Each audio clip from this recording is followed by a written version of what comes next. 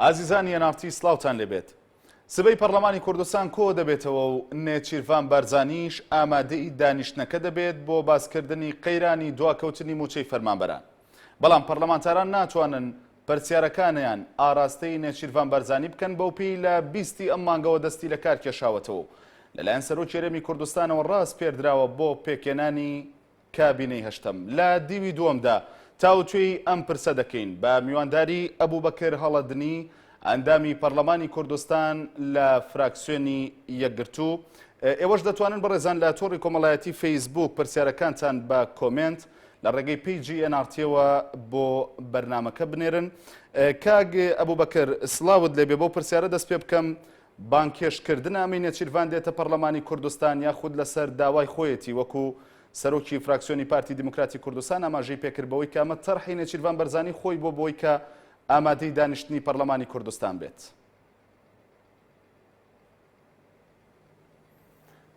بەڵێ سوپاسان دەکەم بۆ ڕەخساندنی ئەم دەرفەتە. هەفتەی پێشوو لە کۆبوونەوەی ژمارە 5 پەرلەمانە یاداشتێک ئاراستەی دەستەی سەرۆکایەتی پەرلەمان کرا کە کۆبوونەوەی داهاتووی پەرلەمان بە ئیمزای کۆمەڵێک پەرلەمانتار کە گفتوگۆ بکرێت لەسەر قەیرانی دارایی هەرێم و دواکەوتنی موچەی فەرمانبەرانی کوردستان. لەسەرەوە ساسیەوە یاداشتا لە کۆبوونەوەی دوێنێدا گفتوگۆ یەکێک لە برگەکانی کۆبوونەوەی دوێنێ گفتوگۆکردن بوو لەسەر قەیرانی دارایی هەرێم و دەستەی سەرۆکایەتی پەرلەمان پێشووتر لیژنەی دارایی و کاروباری ئابووری و وەبەرهێنانی ڕاست سپاردبوو لەگەڵ لیژنەی پیشەسازی و زەوسامانە سروشتەکان. هەردوو لیژنەکە ڕاپۆرتەکانی خۆیان خوێندەوانێ و دواتر لەلایەن سەرۆکی پەرلەمانەوە ئاگادار کراینەوە کە ڕۆژی چوارشەممە نێچیروان بارزانیش بە هەمان شێوە ئیستیعدادی دەربڕیوە کە لە کۆبوونەوەی پەرلەمانە خۆی و وەزیرە تایبەتمەندەکان پەیوەندیدارەکان بەم دۆخە ئامادە ئەبن واتە لەسەر داواکاری پەرلەمانتارانی کوردستان بووە و بەڕێزیشیان ئامادەی دەربڕیوە لە کۆبوونەوەکە ئامادە بێت. باشە لە کاتێکدا نێچیروان بەرزانی و کابینەی حوتەم ئەم پەرلەمانی ئێستا هەڵی نەبژاردووە یاخود ناوی لێ نەناوە یان ڕای نەسپاردووە چۆن دەتوانێت پرسیارەکانی یاخود لێپرسینەوە لەگەڵ نێچیروان بەرزانیدا بکات بە سیفەتی سەرۆکی حکوومەتی هەرێمی کوردستان؟ بەڵێ ئەم پرۆسەی لێپێچینەوە و لێپرسینەوە نییە، بەڵکو پەرلەمانتارانی کوردستان یاداشتێکیان بەرز کردوتەوە و ئێستا هەمومان ئەزانین هەموو هاوڵاتێکی ئەم کوردستانە هەست بەوە ئەکات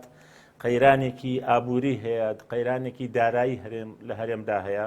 موچەی فەرمانبەران بە بەردەوامی دوا ئەکەوێت، پرۆژەکانی وەبەرهێنان سەرجەمیان وەستێنراون، پێشینەکانی کوشت و کاڵ و خانوبەرە و هاوسەرگیری و سەرجەم پێشینەکانی تر هەمووی وەستێنراون و ئەمە سستیەکی لە بازاڕی هەرێمدا دروست کردووە. لەسەر ئەو قەیرانە پێویستە هاوڵاتیانی کوردستان گویان لە ڕوونکردنەوەی سەرۆکی حکوومەتی ڕاستپێررا و سەرۆکی حکوومەتی کاربەڕێکەری ئێستا بێت کە ئەو کاراکتەرە بەڕێزە سەرۆکی داهاتووی حکوومەتی هەرێم و کابینەی هەشتەم ئەبێت و پێ ئەچێ بەشێک لە وەزیرانی کە لەگەڵ یادێن گوێبیستی ناوەکانیان ئەبین یەکێک لە ئەگەرەکانەوەی کاندید بکرێنەوانێ. بۆیە ئەو ڕوونکردنەوە ئەدا بۆ پەرلەمانی کوردستان و بۆ هاوڵاتیانی کوردستان هۆکارەکانی دروستبوونی ئەم قەیرانە چییە و هەنگاوەکانی چارەسەر لە داهاتووە چییە و وەک لە هەردوو ڕاپۆرت لیژنەی و ئابووری و وەبەرهێنان و لیژنەی سامانە سروشتیەکان و پیشەسازی وز لە داهاتبوو نزیکەی زیاد لە 30 پرسیار لە هەردوو لیژنەکە ئامادە کراوە و ئەم ڕۆژ پەرلەمانتارانی کوردستان پرسیاری تریان نردووە بۆ هەردوو لیژنەکە. ئەو پرسیارانە ئاراستەی سەرۆکی حکوومەتی هەرێم ئەکرێتەوانێەوە ئەم پرۆسەی لێپێچینەوە و لێسەرنەوەی متمانە نییە، بەڵکو تەنها ڕوونکردنەوە ئەدا بە هاوڵاتیانی کوردستان لە بەردەم سەسێکی پەرلەمان دەکرێت بزانین ئەو پرسیارانە چین کاگەبوبەکر پێشینەیەکی ئیجابیە. بەڵێ ئەو پرسیارانە بە هۆکاری دروستبوونی ئەم قەیرانە ئاسۆکانی چارەسەر چییە لە داهاتووە؟ بۆ نمونە ئایا حکوومەتی هەرێمی کوردستان ئەگەر حکوومەتی ناوەندی بەردەوام بوو لەسەر نەناردنی بەشەبودجەی هەرێم و موچەی فەرمانبەران، ئایا ئێمە بەدیلەکانمان چییە؟ ئایا کە لە 20 مانگەوە حکوومەتی هەرێمی کوردستان لە ڕێگەی بەندەری جیهانەوە نەوت هەناردەی دەرەوە ئەکات، ئایا ئەتوانین بە بڕی ئەو نەوتە ئێمە سەرجەم پێداویستیەکانی هەرێمی کوردستان دابینکەین؟ بڕی ئەو نەوتە چەندەکە ئەنێرێ؟ داهاتەکەی بۆ چەندە و ئەچێتە چ سندوقێکەوانێ؟ و هەروەها کۆمەڵی هۆکاری ترکە داهاتەکانی ناوخۆ چەندێکە ئەو داهاتانی کە ناوخۆ چەندێکە و چی ئەم فشاری دروست کردووە و کۆمەڵێک لە ناوخۆیان کۆمەڵێک تەزەخوممان دروست کردووە ئەمە هەموو هۆکاری قەیرانی ئابوورین. ئایا لیژنەی پارتە سیاسیەکانی کوردستان بۆ تەشکیل نابێ بۆ زوو ناچێتە بەغدا و دەست بە دانوستانەکان کە بزانێ هۆکارەکانی چارەسەر ئایا هەیە یاخود نییە. هەموو ئەمانە زیاد لە 30 پرسیار لەلایەن پەرلەمانتاران و هەردوو لیژنەکەەوە ئامادە کراوە کە بڕیارە ئەمڕۆ ئەو دوو راپۆرتی لیژنەی دارایی و کاروباری ئابووری و هەروەها وەبەرهێنان و راپۆرتی لیژنەی پیشەسازی و سامانە سروشتەکان گەیشت بێتە دەست سەرۆکایەتی حکوومەت بۆ ئەوەی بەڵێ کاگە بوبەکر هەندێک لە هاوڕێ پەرلەمانتارەکانی خۆت گازندەیان هەبوو لەوەی کە دەبێت لە ڕێگەی پەرلەمانەوە بڕیارێکی لەو جۆرە بدرێت کە نەوتی هەرێمی کوردستان لە ڕێگەی بەندەری جیهانەوە بە بازاڕەکانی جیهان بفرۆشرێت. ئەمە دەبێت یەکێک لە پرسیارەکان و ڕوبەڕووی سەرۆکی حکوومەتی پێشووی هەرێمی کوردستان بکرێتەوە؟ بەدڵنیاییەوە منیش وەک هاوڵاتیەکی کوردستانی و وەکو پەرلەمانتارێکی کوردستان پێم وایە پرۆسەی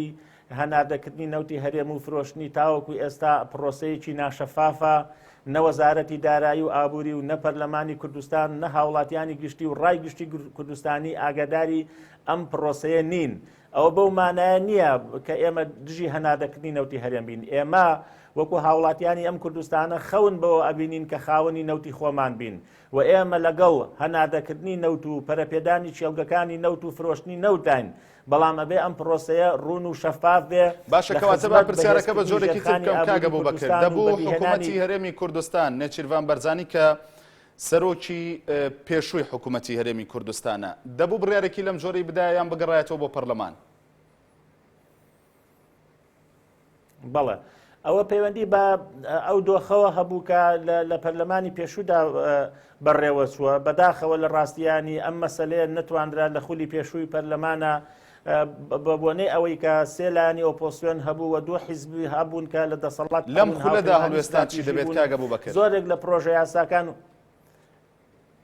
ئێمە پێمان وایە لەبەر ئەوەی کە کۆمەڵی لایەن پێکهێنەری پرۆسەی حکومڕانی لە هەرێمدا ئەم لایەنانە بەڕاستی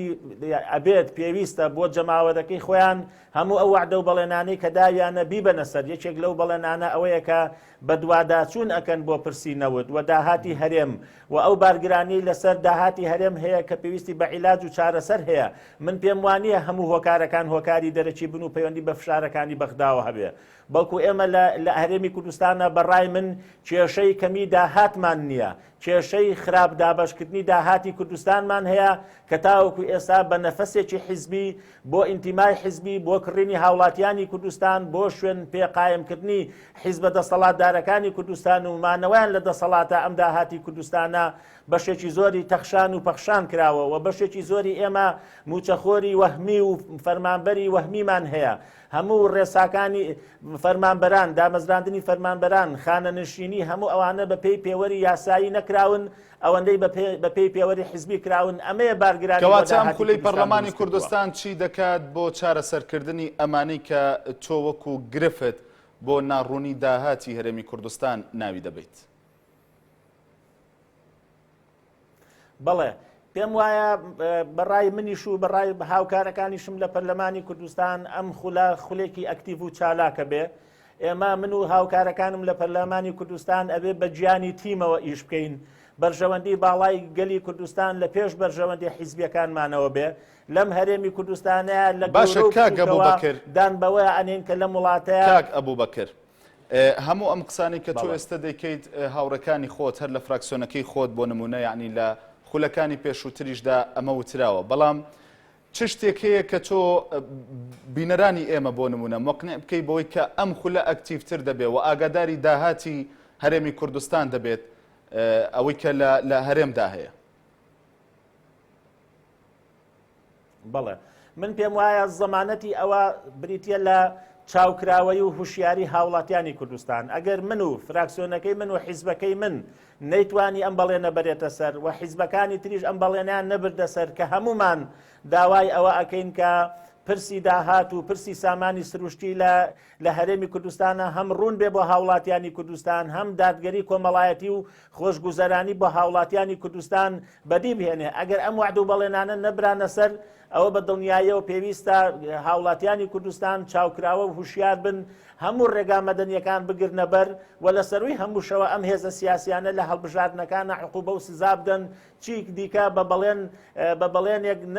نەخەڵەتێن کە ئەم بەڵێنانە نابرێنە سەر و من پێم وایە ئەم خولا هەموو هێزە سیاسیەکان پێشبڕکێی ئەوە ئەکەن کە نمونەیەکی جوان پێشکەشکەن لەسەر ئەو مەبەستەش پێنج هێزی سەرەکی هاتوونەتە ناو پرۆسەی حکومڕانیەوە لەگەڵ دوو پێکهاتەی تردا بۆ ئەوەیە کە ئێمە ململانەکانمان ململانێکی شارستانی و مەدەنیانە بێ لەسەر بنەما و بناغی خزمەتکردنی هاوڵاتیانی کوردستان بێ و لەو قەیرانانە دەرچین کامڕۆ هەرێمی تێکەوتووە چونکە بەم کۆمەڵە قەیرانەوە ئێمە ناتوانین ڕوبەڕووی تەحەدی و فشارەکانی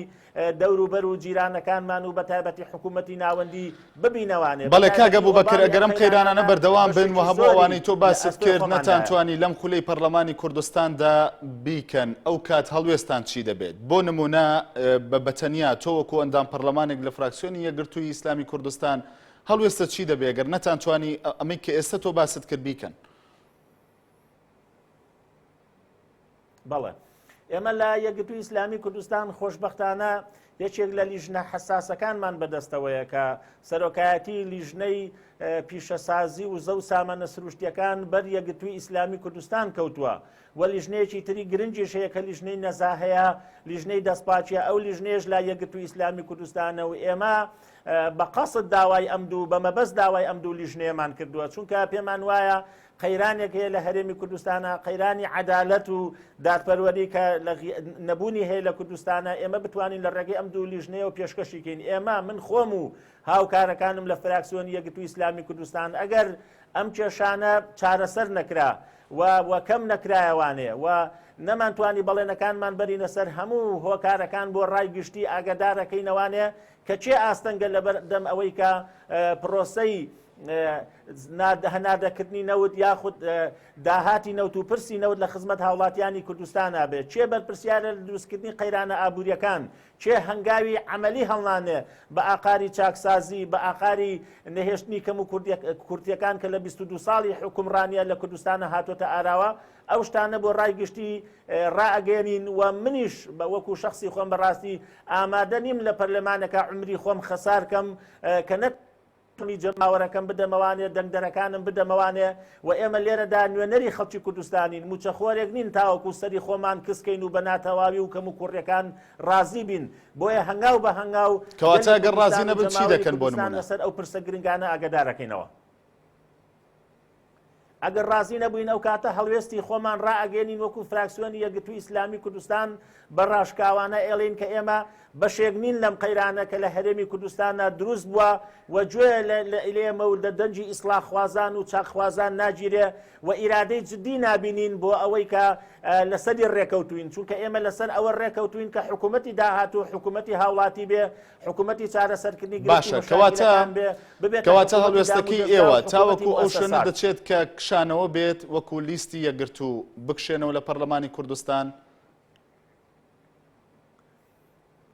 هەموو خیار و بژاردەکان لە بەردەم فراکسیۆنی یەکگرتووی ئیسلامی کوردستانە کراوەیە و ئێمە لە وەفدی دانوستانکاری ئێمە لە سەرەتای دانوستانەکانە ئەمەی بە برادرانی وەفدی پارتی دیموکراتی کوردستان وتووە کە ئێمە لەم قۆناغەیە کە دەینە ناو حکوومەت ئێمە هاوبەشیەکی ڕاستەقینەمان ئەمانەوەیە ئەم حکوومەتە بچێتە سەر پێی خۆی و بەرامبەرەکانیشمان ئەو بەڵێنیان داوە کە نیەت و مەبەستی ئێمەش ئەوەیە کە ئیسفادە لە هەڵەکانی ڕابردوو وەربگرین و ئەم قۆناغێکی نوێیە و ئێمە وەکو یەکگرتووی ئیسلامی کوردستان و هێزەکانی تریش ئامادەگی خۆمان دەربڕیوە کە بەشێک بین لە چارەسەر و دەستبار بین لەگەڵ هاوکارەکانمان بۆ ئەوەی کە گەلی کوردستان بچێتە سەر حکومڕانیەک شایستە بێ بە قوربانیەکانی شایستە بێ بە وزە و توانایی کە لە ناو گەلی کوردستاندا هەیە لە ئێستا و لە ئایندەدا و بتوانین حکومڕانێکی سەرکەوتوو بەڕێوە ببین. بەڵێ کاگە بووبەکر دەگەڕێمەوە سەر بانکێشکردنەکەی نەچیروان بەرزانی و دیسانەوە دەچمەوە سەر وەڵامێکی پێشووتری خۆت بۆی کە وتت ئێمە داوامان کردو بۆی کە نەچیروان بەرزانی بێتە پەرلەمانی کوردستان بەڵام سەرۆکی فراکسیۆنی پارتی دیموکراتی کوردستان لە پەرلەمانی کوردستان دەڵێت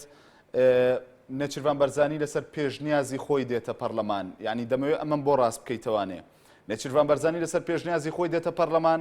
یان ئێوە وەکو پەرلەمانتاران داواتان لێ کردووە و بۆی بێتە پەرلەمان؟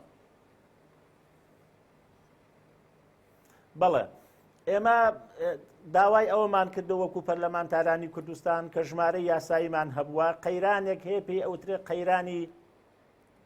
هەرێمی کوردستانە. پێویستە ئەمە پەرلەمانی کوردستان گفتوگۆی لەسەر بکات و ئەو کەسانەی کە معنین بە ئەمەوە بەرپرسیارەتیان ئەکەوێتە ئەستۆ پێویستە لە بەردەم پەرلەمانی کوردستانە ڕوونکردنەوە بدەن، چه ئەوانەی کە وەزیرە بەڕێزەکانن، چه ئەوەی کە سەرۆکی حکوومەتی کاربەڕێکەری ئێستا و سەرۆکی حکوومەتی ڕاستپێراوی کابینی هەشتەمی حکوومەتی هەرێمی کوردستانە. لەبەرەوە گرنگ ئەوەیە کە ئێمە لە پەرلەمانە ئەم پرۆسە دیموکراتیە ئەنجام بدەین، گفتوگۆیەکی ڕاشکاوانە بکەین و بە هەمومان ئێمە دواتر لەگەڵ حکوومەتی داهاتوە ئاسۆکانی چارەسەر بۆ خەڵکی کوردستان بدۆزینەوانێ. گرنگ عملیەکەیە. ئیتر ئێمە داوامان کردووە بە ڕێزیشیان لە ڕاستیە کە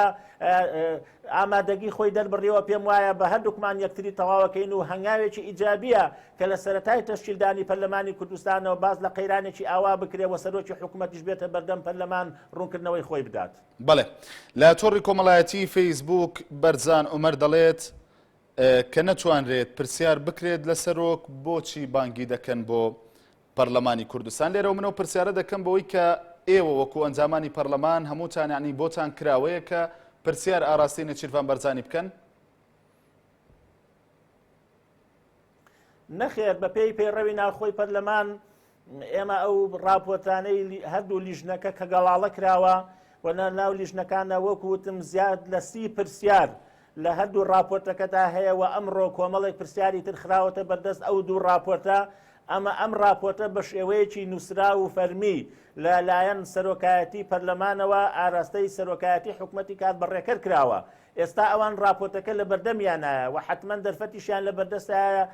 تاوەکو دیراسەی بڕگەکانی ئەو راپۆرتە بکەن وەسپێنێ کە دێنە بەردەم پەرلەمانی کوردستان بە بەرچاوڕۆشنیەوە دێن. ئێمە ئەو کۆی ئەو پرسیارانەی کە لە راپۆرتەکەدا هەبووە ئەگەر بێت و وەڵامان بدرێتەوانێ پێم وایە بەشێکی زۆری پرسیار و ئیشکالی هاوڵاتیانی ئەم کوردستانەیە و ئەمە پرۆسەیەکی یاساییە. لەبەرەوەی ئەم حکوومەتەی ئێستا لە ڕۆژی ڕاستپاردنی حکوومەتی هەرێمی کوردستانەوانەیە کابینەی هەشتەم پێی ئەوترێ حکوومەتی دەست لە کار کێشاوە. باشە کەواتە سەرۆکی حکوومەت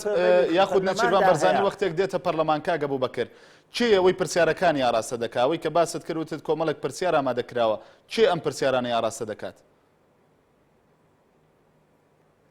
ئەم پرسیارانە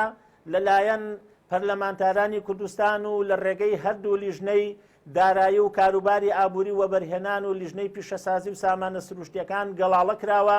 و بە نووسراوێکی ڕسمی ئاراستەی حکوومەتی کاربەڕێکەر کراوە. ئەوە کەواتە ئەتوانی بڵین ڕای پەرلەمانی کوردستانەکە باسی لە پێناسەی ئەم قەیرانەی کردووە کە ئێستا لە هەرێمدا هەیە، باسی لە هۆکارەکان کردووە. بەڵێ کاگە بوو بەکرد شتێکی ڕوون نییە. مەبەستەکەی منەوەی من پێشتر پرسیاری ئەوم کرد کە پەرلەمانتاران دەتوانن هەمویان کراوەیە بۆ ئەوەی پرسیار بکەن وتت نا. بەڵام ئێستا وتت کە پەرلەمانتاران پرسیارەکانیان ئاراستە دەکەن. دەمەوێت بەڕوونی ینی بۆ نمونە لە لیژنەکان سەرۆکی لیژنە پرسیارەکە ئاراستە دەکات لە فراکسیۆنی یەکگرتو و کەسێکەیە کە پرسیارەکان ئاراستە دەکات؟ بەڵێ ئەوە بەپێی ئەوەی کە لە پێڕەوی ناوخۆی پەرلەمانی کوردستانە هەیە دوێنێ هەردوو لیژنە پەیوەندیدارەکە راپۆرتەکانی خۆیان لە بەردەم پەرلەمانی کوردستانە خوێندەوە و داوا کرا هەر پەرلەمانتارێک ئەگەر پرسیاری زیاد لەم پرسیارانەی هەیە بە نووسراوی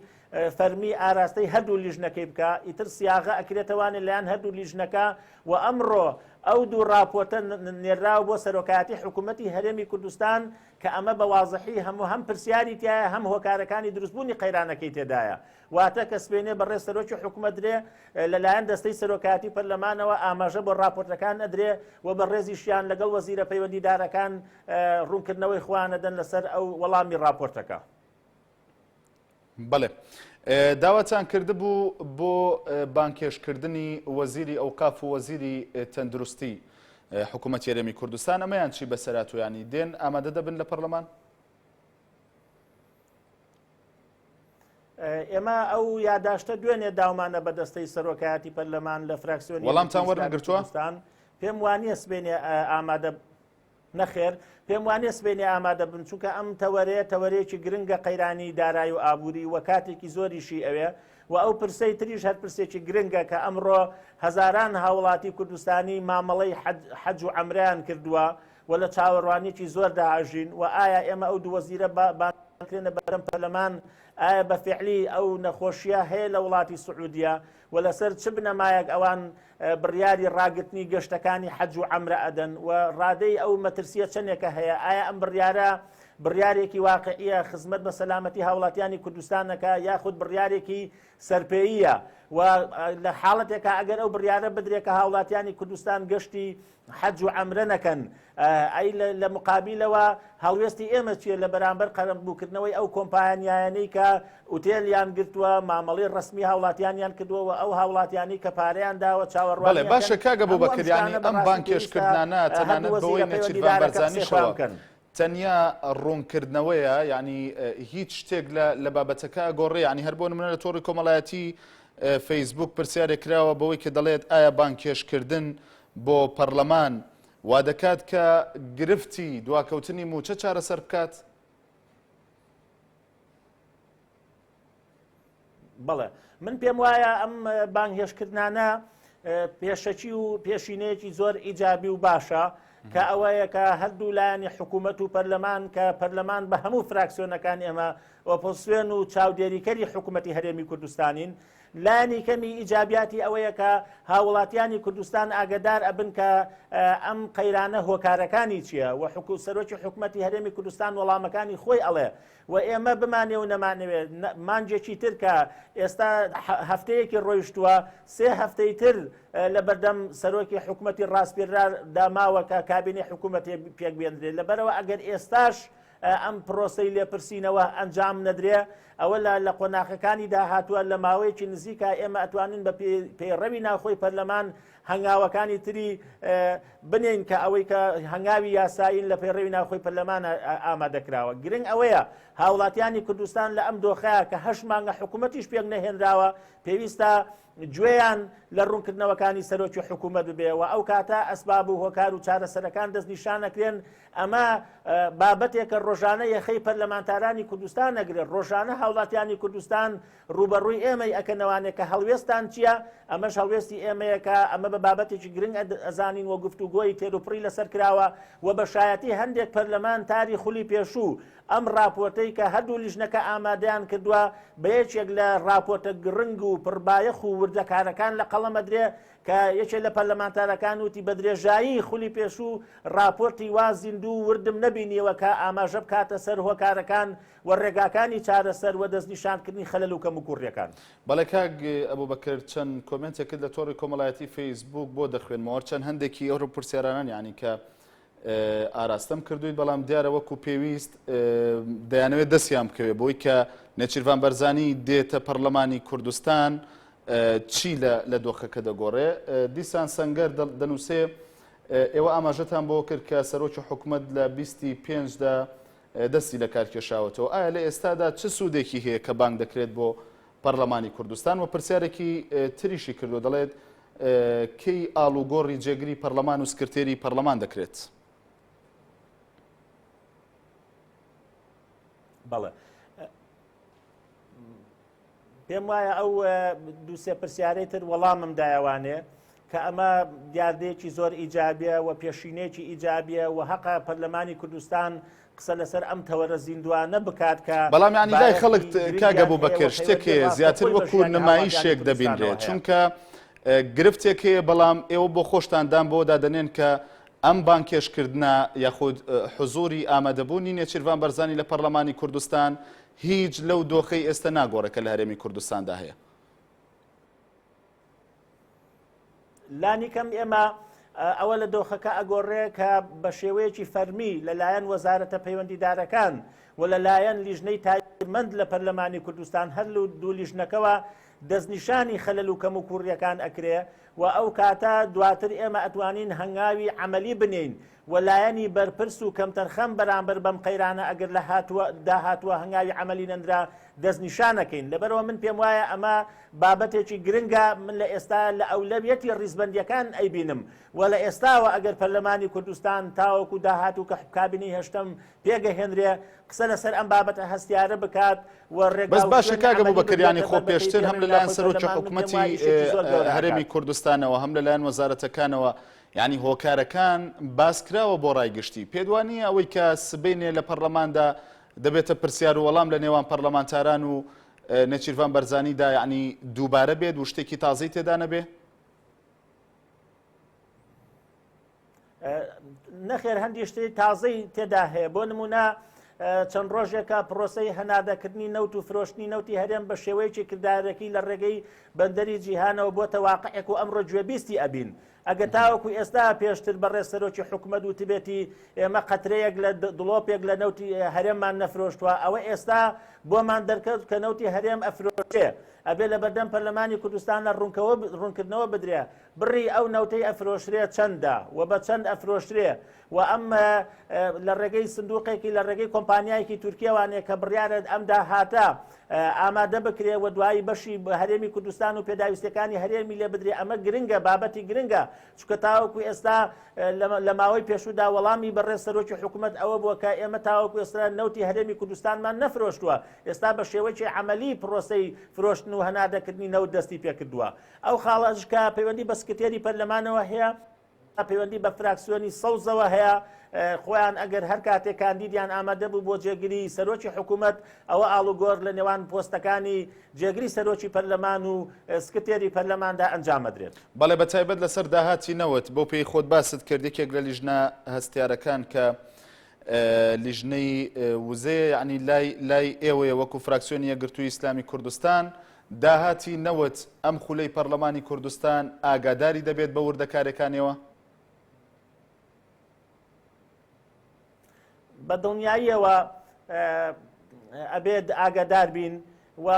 بەداخەوە کە من ئەڵێم لە ڕێ ئەم کەناڵی ئێوە ئێڵێم و یاخود دووپاتیەکەمەوە ئەم زانیاریە کە لە ماوەی ڕابردووە یەکێک لە لیژنە گرنگەکان لە لیژنەی پیشەسازی وزەیە ئەو ژوورەی کە لیژنەی پیشەسازی وزەیە ئەو ژوورە سوتا و سەرجەم دیکۆمنتەکانی تایبەت بە پرۆسەی هەنادەکردنی نەوت و پرسی سامانە سروشتیەکان ئەوە ئاگادارن لیژنەکە کە زۆربەی زۆری دیکۆمنتەکان و بە کۆمپیوتەرەکانیشەوە سوتاوە کە وەڵامی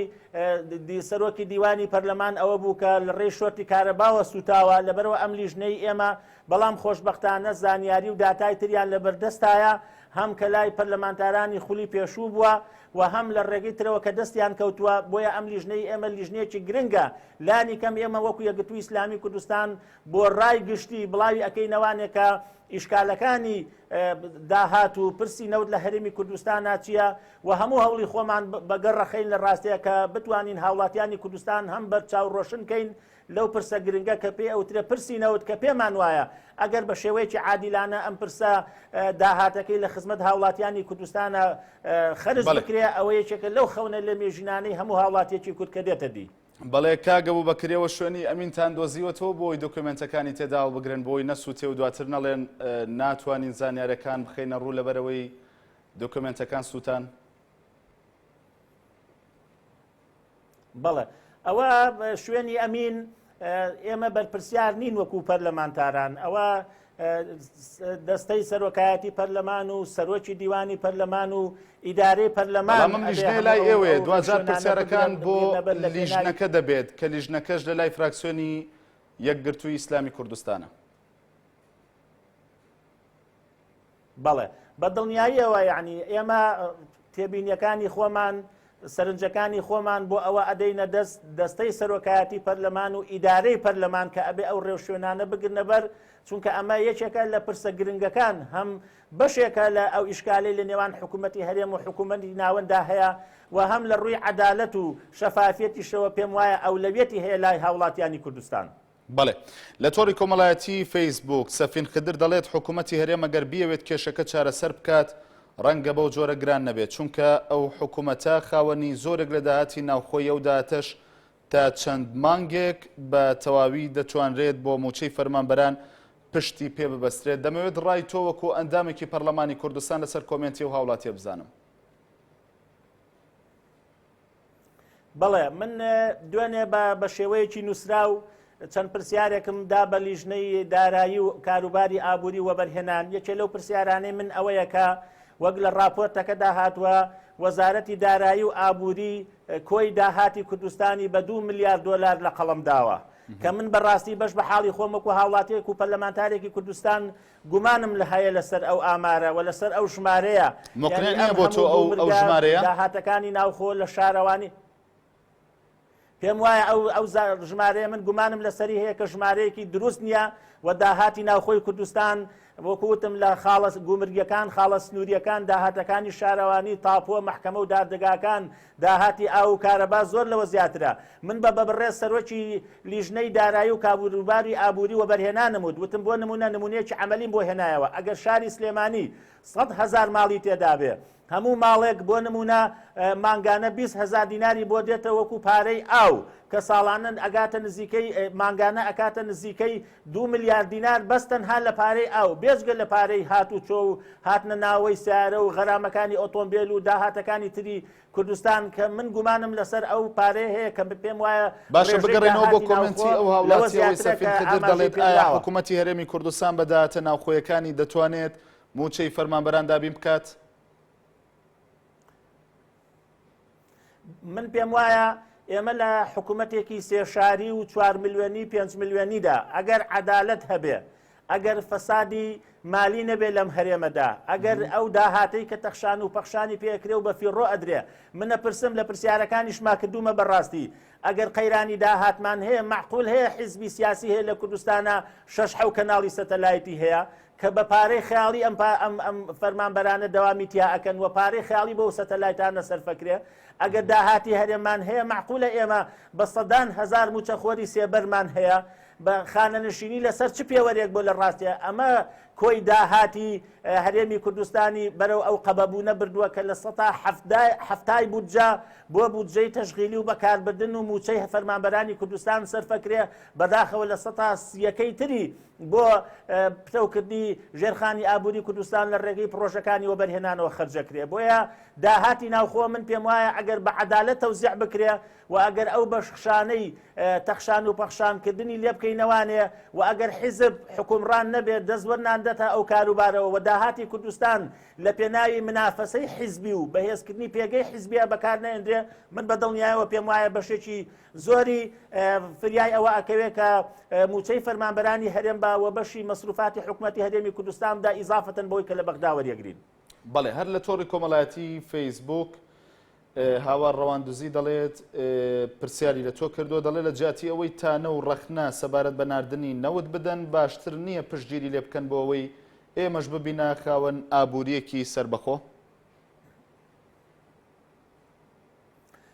زۆر سپاسی ئەو کۆمنتایە کە من وەڵامم دایەوە ئێمە لەگەڵ هەناردەکردنی نەوت و پەرەپێدانی چێلگەکانی نەوت و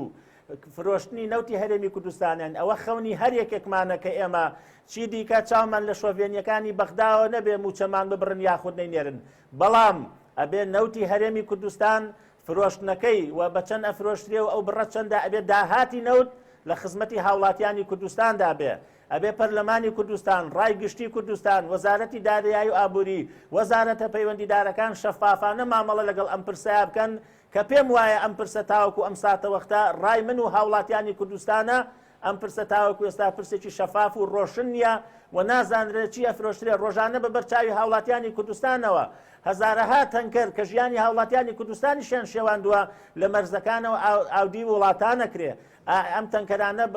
چەندن ڕێژەکەیان و داهاتەکەی بۆ کوێ ئەگەڕێتەوانێ من ئەمڕۆ کە هاتوومە لە سلێمانیەوە هاتووم لەگەڵ یەکێک لەو کۆمپانیانە دانیشتم کە تەنانەت نەوتی ڕەژە فرۆشێ و ئەینێرێ بۆ ئێنان بەڕاستی داهاتەکەی داهاتێکی خەیاڵیە ئێمە ئەبێ ئیقرار بکەین بەوەی کە بەڵێ ڕەخنە ئەگرین لەسەر ئەوەی ئەم پرسە پرسێکی ناشەفافە پێویستە لەمە دووە لە خزمەت هاوڵاتیانی کوردستان و دروستکردنی کاگە بوبەکر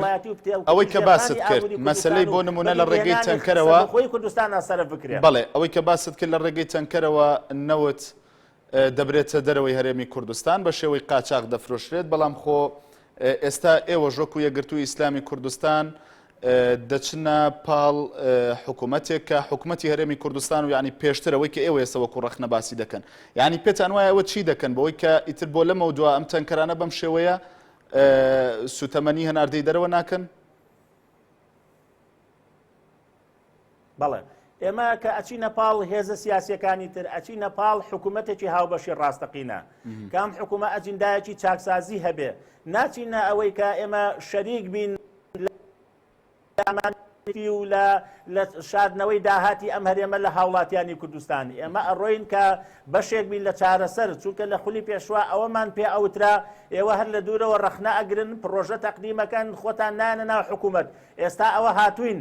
پێشمان وانە بە تەنها بە ئێمە ئەم چاکسازی ئەنجام بدرێ ئەبێ ئێمە هەمومان هاوکار بین بە گیانێکی نیشتیمانیانە هاوکار یەکتری بکەین ئێمە ئەڵێن بەڵێ خەون بەوە ئەبینین کە خاوەنی داهاتی نەوت بین و نەوت ڕەوانەی دەرەوە بکەین و وڵاتانی ئەوروپا مامەڵە لەگەڵ ئێمە بکە بەڵام ئەمە بە تەنها بەس نییە ئەگەر بێت و ئەو داهاتەی ناڕوون بێ و لە خزمەت هاوڵاتیانی کوردستانە سرف نەکرێ کە بەداخەوە ئەمڕۆ ئەبینین ئێمە لەگەڵەوەی کە نەوتیشمان هەیە ئەگەرم حاڵەتە بەردەوام بوو ئەگەرم حاڵەتە بەردەوام بوو ئێوە وەکو یەکگرتووی ئیسلامی کوردستان بەشداری حکوومەتن هەڵوێستان چی دەبێت؟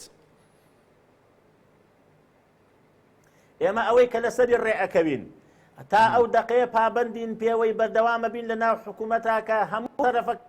ڕێز لە واژوو ئیمزای خۆیان بگرن ڕێز لەو ڕێکەوتنە بگرن کە لەسەری ڕێکەوتون هەر کاتێک زانیمان بەندەکانی ئەو ڕێکەوتنە جێبەجێ ناکرێ و کات سیاسەتی کاتکوشتن هەیە و لەگەڵ یەکتری فری و ئەدەین یەکتری فێڵ لە یەکتری ئەەکەین و نامانەوێ ئیرادێکی چاکسازی ڕاستەقینەمان نییە بە دڵنیایە وەکو یەکگرتووی ئیسلامی کوردستان هەڵوێستی خۆمان دەبێت بەڵام ئێمە تەمەنای ئەوە ئەەکەین کە دەرسمان لە ڕۆژگارەکانی ڕابردوو لە باشە کاک ئەبوو بەکر تۆ لەگەڵەوەی ئەندامی پەرلەمانی کوردستانی لە فراکسیۆنی یەکگرتوو ئەندامی مەکتەبی سیاسی و حیزبەشی دەمەوێت ینی نزیکی لە قەرارەوە دەمەوێت بەڕوونی بزانم کە هەڵوێستی ئێوە چی دەبێت بەڕوونی هەڵوێستی ئێمە ئەوەیە هەر کاتێک زانیمان ڕێز لەم ڕێکەوتنە ناگیرێ و ئێمە دەسەڵاتمان نیە لە ناو ئەم حکوومەتەیە و بەگوێمان ناکرێ و هاوکارەکانمان شەریکی ڕاستەقینەنین ئامادەنین ئێمە لە ناو حکوومەتێکی ئامادا بمێنینەوانێ ئەگەر دەکشێنەوە جێبەجێ ناکرێ بە دڵنیایەوە. بەڵێ زۆر بە کورتی وەڵامم بیتەوانێ ئێستا هەڵبژاردننی پەرلەمانی عێراق ئەنجام دراوە ئەنجامەکان ڕاگەیەندراون و یەکێک لە پرسە گرنگەکان پێکەنانی حکوومەتی داهاتووی عێراقە تا چەند لە کۆبوونەوەکەی سبەینێدا بە تایبەتی ئەم پرسە تاوتوێ دەکرێت و ئەسڵەن بۆ خۆی ینی ڕای پەرلەمانی کوردستان لە مەسلەی پێکەنانی حکوومەتی عێراقدا گرنگە؟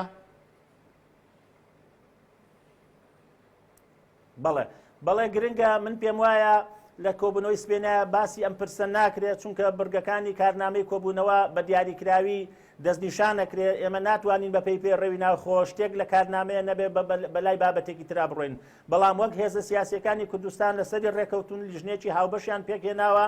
ئەمانە من پێم وایە ئەبێ کورد بە یەک هەڵوێستی بە کۆدەنجی بە گیانێکی بەرپرسیارەتی نیشتیمانیانە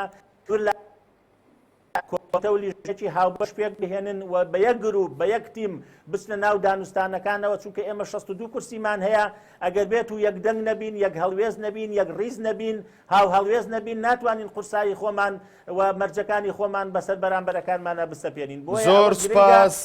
سپاس بۆ ئەبوو بەکر هەڵەدنی ئەندامی پەرلەمانی کوردستان لە فراکسیۆنی یەکگرتووی ئیسلامی کوردستان سوپاس دەکەین کە ئەم شەو میوانی دیوی دۆمی هەواڵ بووی ئازیزانی نارتی زۆر سپاس بۆ سەرنج و پرسیار و کۆمنتەکانی ئێوەش لە تۆڕی کۆمەڵایەتی فەیسبوک سوپاسان دەکەم کە تاوەکو ئێستا بینەری بەرنامەکە بوون کاتێکی خۆش.